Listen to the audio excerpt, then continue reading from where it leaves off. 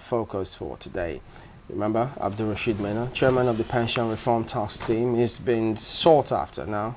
They need to arrest him, the police. So much going on about that. Well, there was actually a sit-in where the speaker spoke on that same matter. We'll give you an extensive report now about it.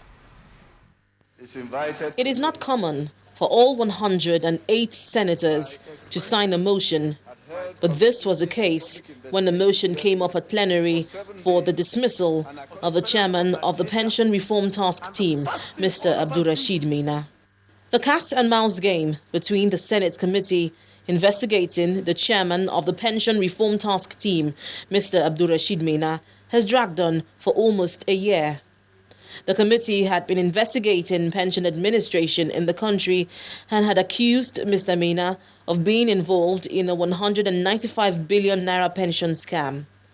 Attempts by the committee to get Mr Maina to appear before it to account for the administration of pension funds were never fruitful. Exasperated by the refusal of Mr Maina to appear before the Senate leader moved a motion for his dismissal. Some lawmakers were baffled at the actions of Mr Maina, while other lawmakers put the blame squarely on the executive. I've never seen this kind of disrespect for an institution. Never in my public service career. Who is behind this boy? Who has given him this guts, this assurance that he can do this thing and get away with it? What Maina did is being done with the active support of the state, which in this case means the executive. The Senate President drew the battle line between the Senate and the executive on this issue. The executive has to choose between Maina and the Senate. That's the bottom line. If they choose to go along with Maina, fine. We will react accordingly. Lawmakers recommended that Mr Abdulrasheed Maina be dismissed from public service, investigated and prosecuted. Lawmakers also recommended that the Inspector General of Police appear before the Senate to explain why he did not act on the arrest warrant earlier issued by the Senate President. This is not the first time federal lawmakers are giving the President an ultimatum. The House of Representatives had issued this same ultimatum to the President for the dismissal of the Director General of the Securities and Exchange Commission, Ms. Arumauti. All eyes are now on the executive to see whether it would act on the resolution of the Senate. Over the last week, the chairman of the Pension Reform Task Team, Abdulrasheed Maina, has been in the news. The Senate has called for his dismissal and accused the presidency of shielding him. The presidency has denied this claim and directed that Mr. Maina be punished. The Deputy Inspector General of Police to find and arrest him in compliance with the Senate directive. In a motion on the issue, the House of Representatives was invited to endorse the stance of the Senate, calling for the dismissal and prosecution of Mr. Maina.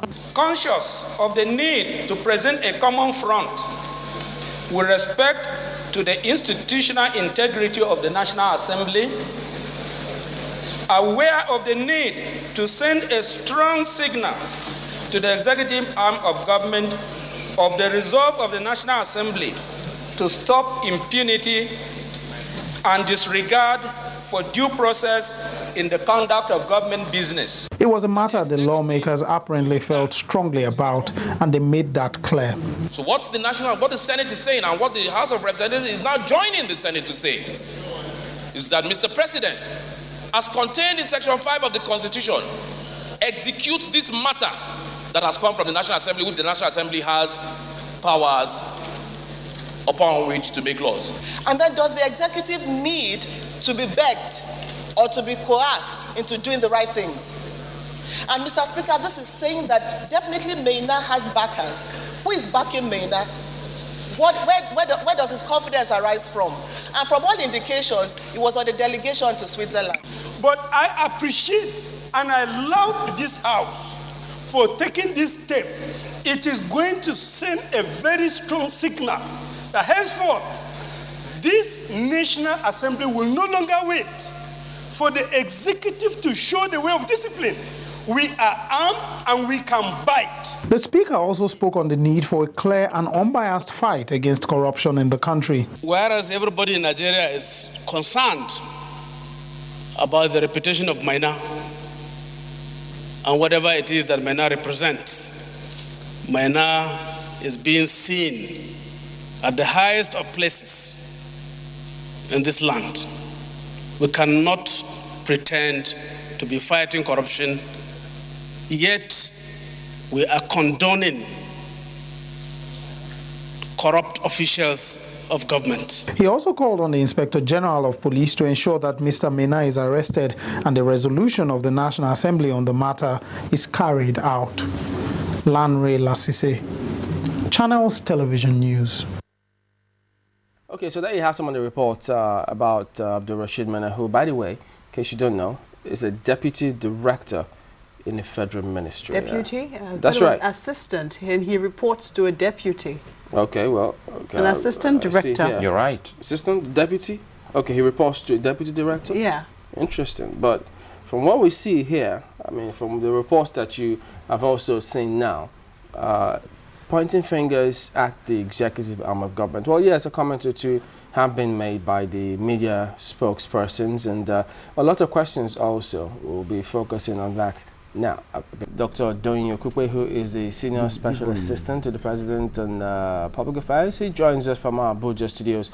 Morning, and thank you for joining us. Well, yes, you issued a statement previously after the Senate spoke about the fact that the executive arm of government had to choose between themselves and Maina, but the House of Reps also says that he's got executive backing. That's Abdulrasheed Maina. What's going on now?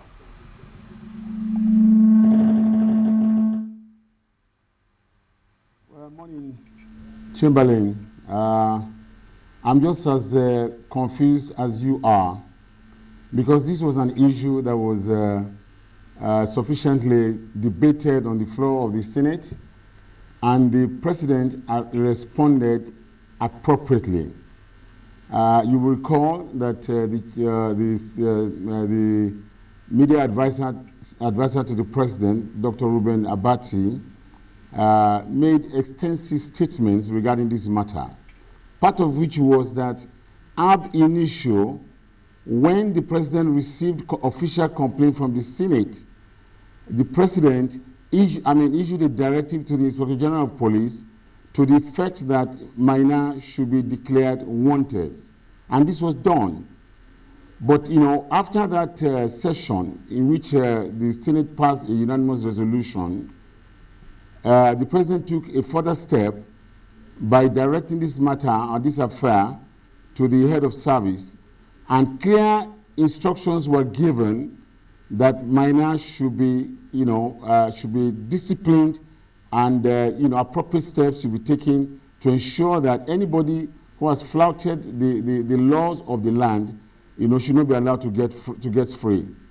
I watched the debate on the floor of the House of National Assembly, or of the House of Rep, yesterday, and I was a little bit embarrassed because of the over-sensationalism of this factor, and also the language that was used in this debate, and the insinuations and the potential for disinformation that the debate generally contained. It is, like I said, the President has already taken steps. These vitriolic attacks from the floor of the House was absolutely unnecessary. And, I am personally pained because, from the executive arm, we continue to do everything, in a very matured manner to ensure that we do not rock the boat unnecessarily. We demand the minimum that, the institution of the Presidency should be respected and treated with some respect, especially from, other arms of government. We ourselves, we do not lack the potential or capacity to be vitriolic in our own language, but we have always used a lot of restraints, because it will not be in the interest of anybody.